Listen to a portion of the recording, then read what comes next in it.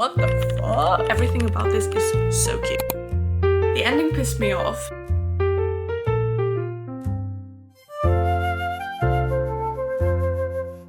Hello my loves, if you're new here, my name is Lily. I am an anxious girl who loves to read, and if you're not new here, then welcome back. It's time for a reading vlog. I thought I would let Instagram choose my reads for this week. It's Friday. I thought that we kicked this off tomorrow because tomorrow is the 1st of November, which gives me time to finish up my current read today and finish it in October and wrap October up, and then we'll start the new month by letting Instagram choose everything that I read for a week. And I think we'll probably manage 2 or 3 books this week, but they'll have a couple of different choices, not just amongst all of these, but we also have my Kindle to choose from. So the first thing I'm going to ask my Instagram followers is if I should read physically or on my Kindle, and depending on what they answer, we are going to choose the next one. I'm gonna post that first question, see what they say, and then we'll post the second one in a couple of hours, and I will keep you guys updated throughout the whole thing until we have our first book that will start tomorrow. Let's go.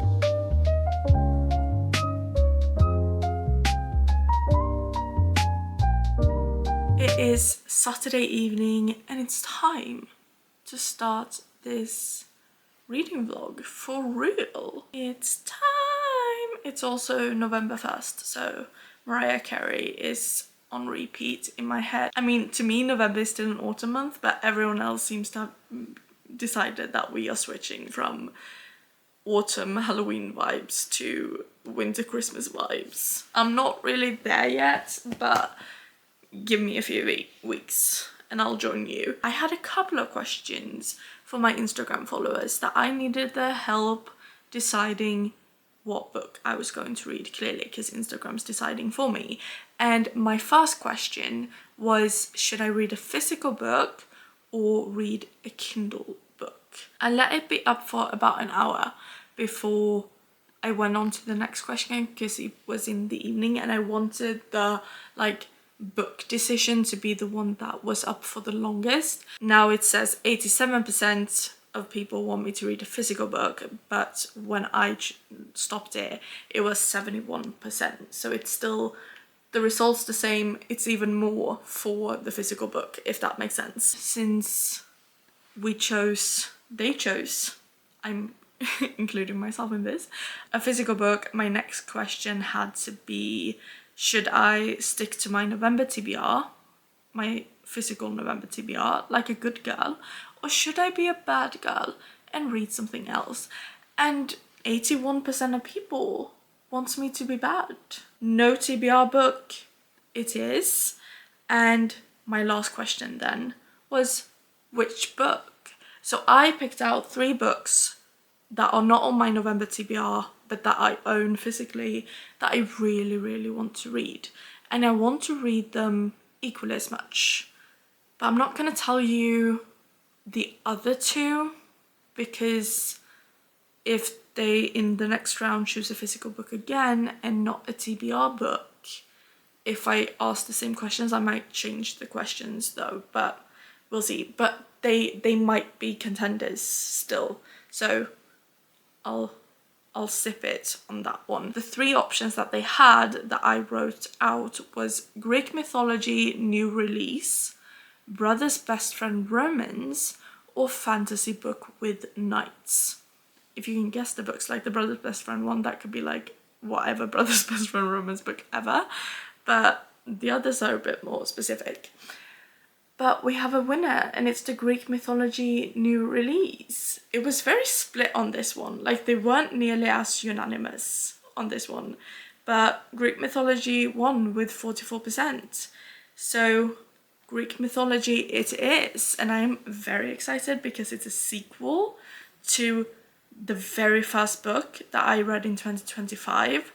And it was also a 5-star. And that is The Things Gods Break by Abigail Owens, and the first book is The Games Gods Play, and that is such an amazing Greek mythology, Hades, ex mortal, games, trials type of fantasy book that I've ever read. Like, it's so good, and it incorporates the like gods from Greek mythology in a like it kind of gave me like Percy Jackson vibes in the way that the Greek gods were, that they were kind of like quirky and odd and mean and, you know, but also like in kind of a fun way, you know. It's not like Percy Jackson at all otherwise, but just in that aspect it gave me the same vibes. Look at that.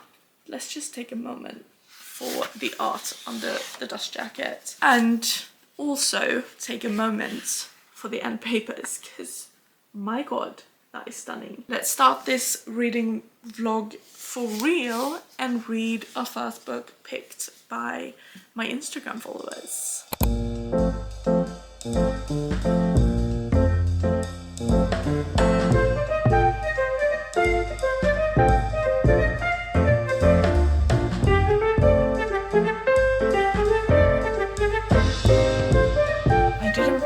Anything but like filmed a little bit as I was reading yesterday, because I fell asleep at 6 in the morning, like on Sunday, the night between Saturday and Sunday, because I was emotionally wrecked for private reasons and I could not sleep, and I have not been able to sleep tonight again.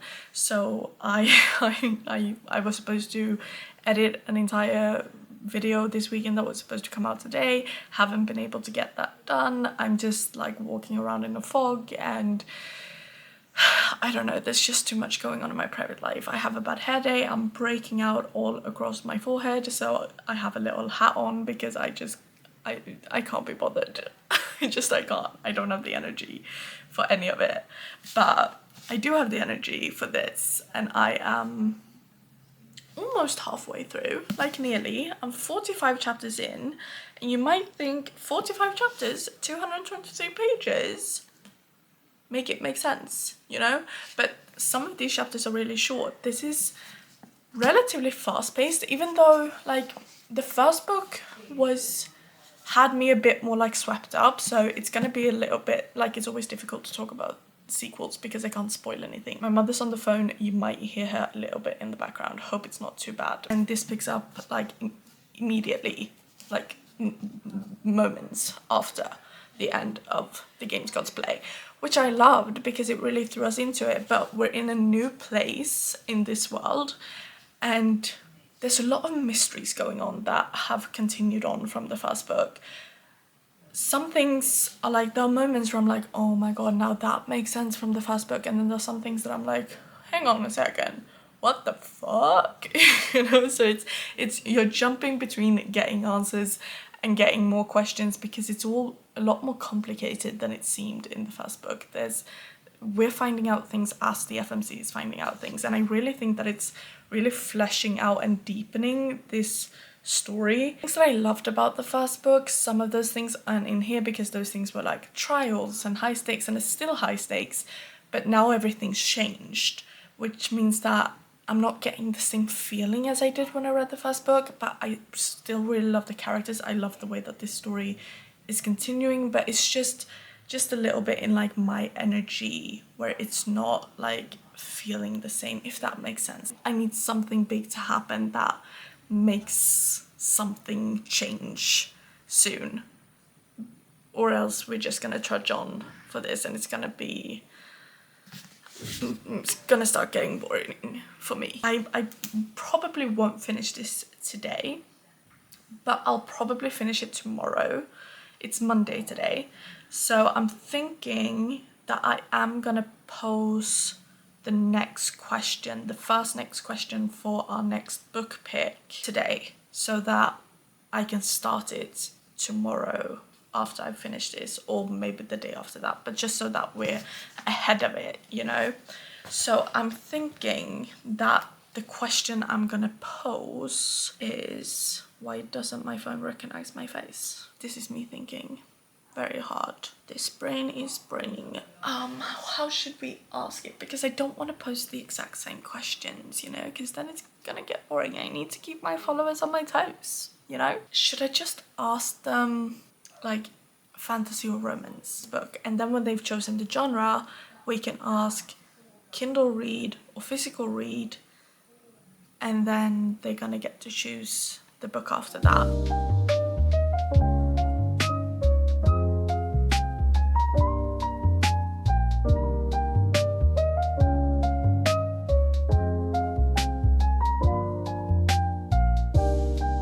First Instagram chosen book has been read. It's finished. It's done. And I enjoyed this. It was a good sequel. It was just a little bit repetitive at times and a little bit frustrating that, like, it kind of felt like the romance didn't move forward or didn't, like, deepen in the way that it could have been with the premise of the sequel and the things. But I enjoyed the mystery. I enjoyed the deepening of the plot, that everything was a lot more complicated than the first book made it seem to be. But then the ending also frustrated me a lot, because it was like, why do we need to create more issues to get a third book? I will be reading the third book because, like, I need to know how this plays out now. But it wasn't just smooth sailing for me during reading this. It didn't need to be as long as it was. I feel like it felt a bit drawn out just to, like, play with this premise a bit more. It could have been scaled down a little bit, and it would have kept me, like, invested more, because I was bored at moments. I think I'm gonna have to give this 3.5 or 4 stars. So we're gonna go in and look live right this second. Oh, so now romance is winning with 52% still now, because it changed even as I'm looking here, but romance is still a winner. So we're gonna stick with romance. But my followers is not unanimous on this. But I'm not. Romance and fantasy, it's difficult to choose. But let's see. Bookstagram made me buy 100%. But that means, and I did want Bookstagram to win, because this is a book that I have been wanting to read for a while now. A romance that I have been really in the mood for. And that is Fragile Sanctuary. And this is the first book in an interconnected standalone romance series that has been very hyped. And I have the first 3 books because they were on sale when I got them. And so I got the first 3 books. And it says, a swoony small town romance that will set your heart racing. And I feel like that's what I need. I've been reading a lot of fantasy recently because I've been in a fantasy mood, and I love fantasy. I'm not upset about it at all, but I feel like I'm longing for a good romance. The romance books that I have been reading recently haven't been hitting in the way that I want them to. They haven't scratched that itch for me. Elsie Silver said that she's ready to enter her Sparrows Falls era, and I am too. It's a little bit of a mess behind me, but you know what? That's living life, so bear with. But I started Fragile Sanctuary yesterday, and oh my god, I'm 120 something pages in, and I did not want to stop reading, but it was 3 o'clock at night, so I had to. But this is so good. Like, so good. I feel like, you know, if you watch my reading vlogs previously, a lot of the times I get frustrated by how the MMC's trauma overshadows the FMC's, because it's the age-old tale of her having to fix him, so his trauma is prioritized and she kind of falls to the wayside. And it's not made out to be a problem, because if it were made out to be a problem, I would be fine with it, because then it would at least be saying something. But now it's just like, not. This one does not that. Wait, does not do that. And I was so happy because they both have traumatic pasts, different traumas, but also similar in a way. They have not yet communicated much about them to each other. But why is this man so focused on her and her trauma that, like, I'm just so happy that like her trauma is made out to be an important thing, and this story, when it starts, she's made quite a big decision that will affect her and like bring up memories from her past and that trauma, and she will need to work through it all. And why is he there when she had a panic attack and talked her through it and helped her? It's like so cute. Like everything about this is so cute, but it also has so much depth. Like the small town vibes, amazing. The it's like, without giving away too much, this FMC Rhodes, or Ro as she's called, has, when she was like 13, she, for reasons, had to be put into a foster home, and her best friend's mother takes in foster kids. So she took Ro in, and Ro grew up with her best friend Fallon and a bunch of other foster kids, and now they're all adults and they're still in this town, this small town where they grew up. And why is it such found family? But like they're actually family, but they're foster kids, but they see each other as siblings, and it's like so cute. And they have the best humor, they joke with each other. They have a grandmother who's really eccentric and really funny and makes art that are basically dicks, and she gives the FMC a dick flower painting because she felt like she needed that in her life, and I just love every part of that. But then we also have the Grumpy Ex Sunshine trope, and I love a good Grumpy Ex Sunshine trope, but a lot of the time it's not made to be actually Grumpy Ex Sunshine. It's just he's mean and she's nice, hence Grumpy Ex Sunshine. And I don't like that, because grumpy men aren't necessarily mean, because that's a different thing, and I don't like mean men. But this man has a past that makes him terrified to let people close again, because he feels like he was the reason that others that he cared about were hurt in his past, and we don't have much information about that yet.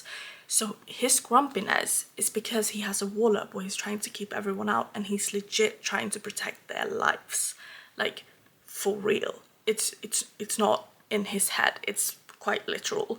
And he's not mean, he's sarcastic and he's kind and he's caring, but he's so scared to let people close that he purposefully is like cold, doesn't initiate conversations, doesn't go to family dinners that he's invited to. He's like purposefully blocking everyone else out, but not out of meanness. And he's not necessarily mean in doing it, he's just like cold, which makes him seem grumpy. And then we have her, Sunshine, who sees the pain behind this facade, and it's just like, I'll eventually get over his walls, because I feel like he needs a friend, you know? And I just love that. I love that it's like both of their traumas can simultaneously be prioritized and being focused and be worked through alongside each other, you know? I know that I'm loving this because I'm already like, because I know this is an interconnected standalone series.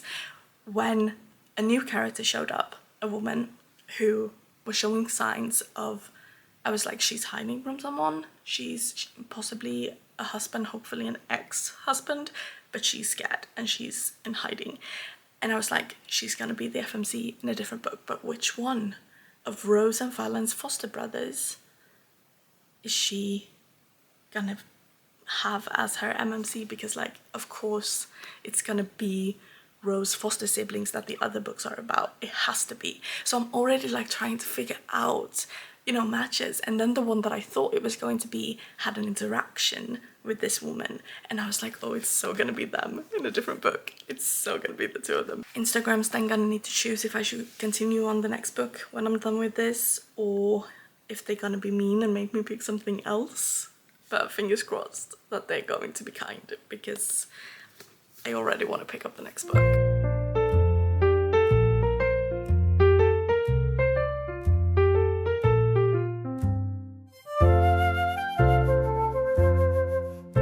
on my little reading spot on the couch, but I'm in a white t-shirt that's kind of see-through, and I'm not wearing a bra because I'm at home and I won't put myself into one of those torture things when I'm at home chilling, but I'm covering myself up for any sensitive viewers who don't like nipples. We finished Fragile Sanctuary yesterday and this was so good. 4.5 stars.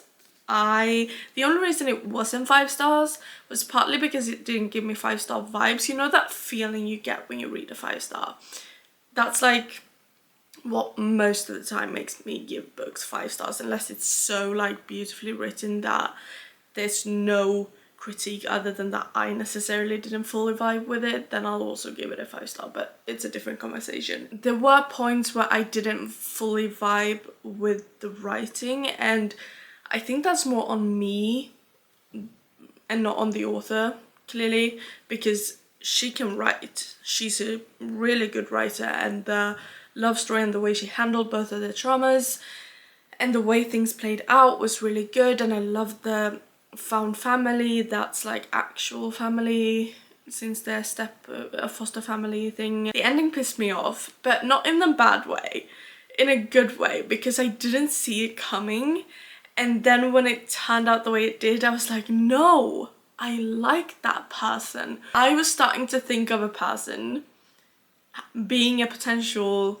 love interest and main character in their own book with one of this main character's siblings, and then it turned out that that person was definitely not gonna be that. It pissed me off because I liked that person, and then it all went to shit. I was off the mark with that one. That's the mark of a good author as well, that she tricks me like that. I am so excited for the next book.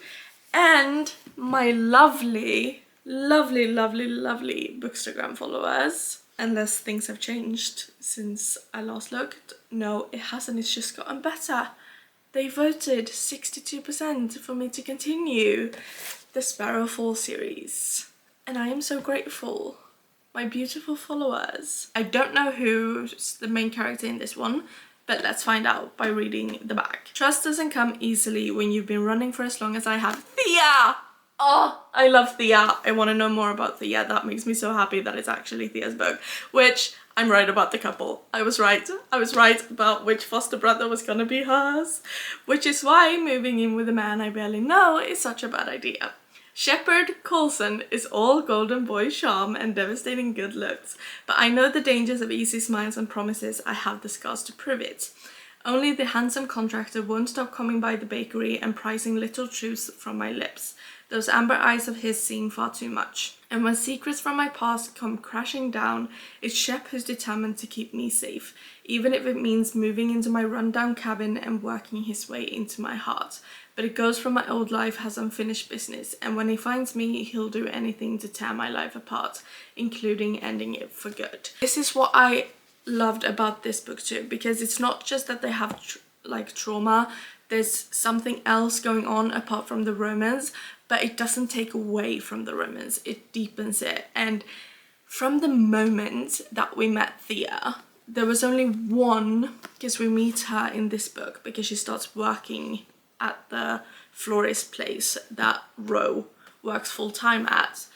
And from the moment she walked in the door and acted the way she did, I was like, there's only 2 possible stepbrothers for her. But then we got to know the stepbrothers a bit more because it was still early in the book, and I was like, there's only one possible one because they are perfect for each other, and I was right. And I'm so excited to see how their story plays out.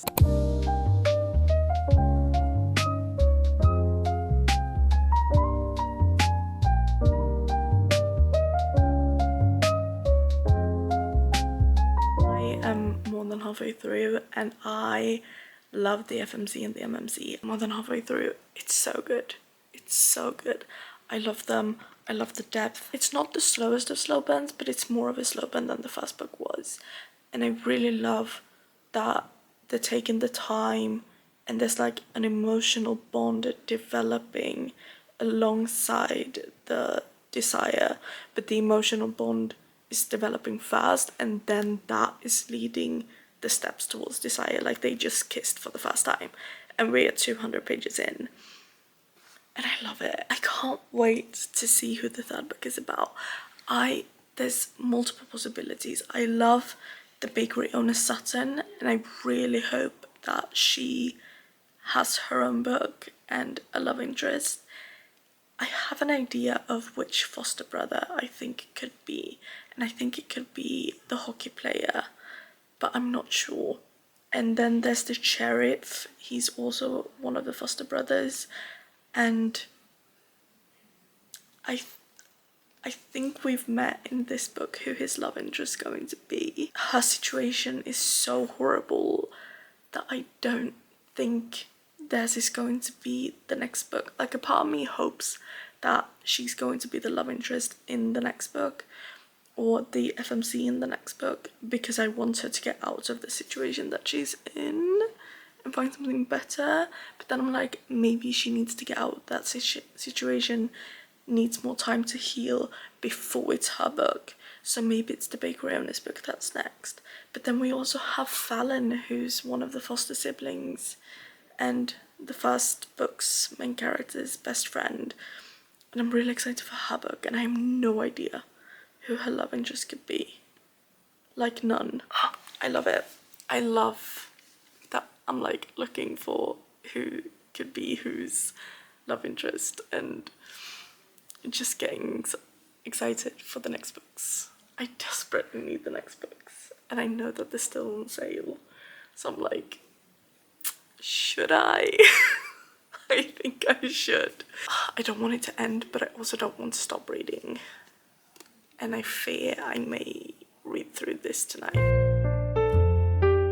You know how I said yesterday that I wanted my Instagram followers to be nice to me and choose the next Sparrow Falls book for me to read?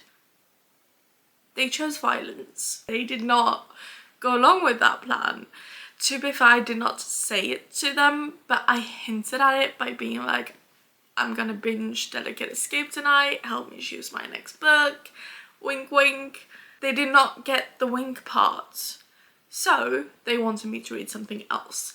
So I chose 2 books, physical books from my TBR, because I'm in the mood to read physically. I did not want to have them choose a Kindle read for me. I took a picture of them, I drew 2 different colours over them so they could not see the covers, and then I put 3 emojis that like captured the essence of the books, or at least as far as I could, having not read them, but based on the blurb. And then they got to vote based on the emojis. They chose The Princess Knight, which has been an option in choices that they have made previously. I'm very excited to read this. It's kind of thick. It's 500 pages long. I might not finish it in this vlog just because the vlog ends tomorrow, but maybe the vlog will end on Saturday, but I don't even know if I'll have finished it then. I have ordered the next books in the Sparrow Falls series because I need to know. I need to read them. I am desperate. But they were still on sale, so they were really cheap. And I also have Broken Harbour to look forward to. So after I read this one, I will be reading Broken Harbour because I really want to read that. I feel like the MMC in that one we don't have as much of a grasp on, since he spent the other 2 books in a different city than Sparrow Falls, so we've only seen like little snippets of him. But I love the FMC already, who's the bakery owner, so I really want to know how their story plays out. She's a single mom, I love that trope. She's also a baker, I think it's so cozy, so I really want to read it, but Instagram is shooting, so I ain't got a choice. I'm really excited for this one too though. But I love a good fantasy romance, especially with knights. Like, after The Knight and the Moth, I crave more knight inspired fantasy books, so this is definitely that. I'm gonna fill out Delicate Escape. I think I've already put it in my bookshelf. Yeah, Delicate Escape in my reading journal, and then we will be starting this beauty.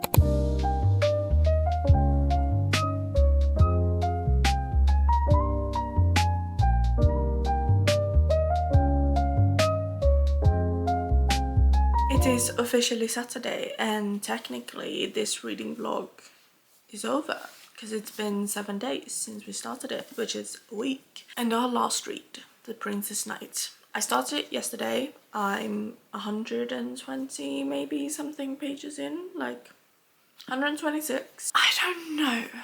I feel disconnected. I think disconnected is the best word. I feel a bit disconnected from the storyline, the characters, the plot. It's moving quite slowly, which, considering it's 500 pages, makes me feel like it's all going to be a bit drawn out, but I don't know. But that's the sense I'm getting. And I also feel like we're not getting very close to any of the characters. And I don't know if it's the writing or if it's just me.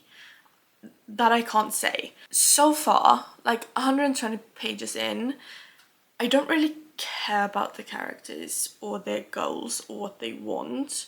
Because I feel like what the MMC wants isn't very clear. Make his mentor proud, maybe. What the FMC wants is basically what her parents want, but we don't really know how she feels. Like, what she feels about it is that she doesn't want to let her parents or her kingdom down, and it feels like there's a lot at stake on paper, but I'm not feeling any sense of those stakes in the characters or in the writing. I'm not getting the sense that the FMC actually cares about, because she has decided to go to this academy type college thing where they train soldiers, and all of the like rulers of these countries' children have a place at that academy automatically, and then other people have to like train and work to get in. She was never planning on going. It feels like she's been very like coddled and just made to be like perfect, very feminine, stereotypically feminine, perfect, that like her job is to like entertain people kind of as the princess. And I have my issues with that, but I'm hoping that the arc will be that she frees herself from that. There's this expectation that she's gonna get betrothed to this Prince Donald. This is all on the back of the book, so there's no spoiler. And he calls off the engagement, basically says that she's not what his country needs. He was very much an asshole about it. She follows him to this warrior college because he's attending, and so she says, I'm gonna attend. And she promises her parents that she's gonna win him back because they need this engagement, because they need the alliance. And then she just kind of doesn't try, is my sense so far. Like, she hasn't been at this college type thing for long, but I feel like just the first assignment or two that they got, she didn't really try to fight or like to become a warrior queen. And I'm like, isn't that the whole reason that she's at this place? So that she can prove to him that she can be the queen that he's looking for, so that she can save her kingdom. But she's not very stressed about it, not very worried, I don't feel like. And she doesn't really try. She's been reading books and like studying like that. That's why I just feel really disconnected from everything, because I'm not getting that sense of I need to succeed with this. It just feels like she's like, all right, then that's what I'm gonna do. Kind of like it's just, I don't know. And I don't know if it's me or if it's the writing. I don't know. But again, only a little over 100 pages. A lot of things can change. But I'm not reaching for it. I'm not like thinking about it and wanting to pick it up. But I'm withholding judgment until I'm done with the book. I will keep reading this. I will more than likely post a review on Bookstagram probably. So if you're not following me there, because I will be doing videos like this again, hop on over to Bookstagram. That was it for this vlog. We had some great reads. Like, we started out good with the sequel that I was really excited for, and then I got obsessed with the new romance book series, Small Town Vibes. I'm so excited to continue that world. And then we ended at the beginning of a read that we don't really know that much of yet. If you watched this far, thank you for watching. As always, have a nice day, a nice week, a nice month. Be kind to each other, and I will see you in the next one. Bye.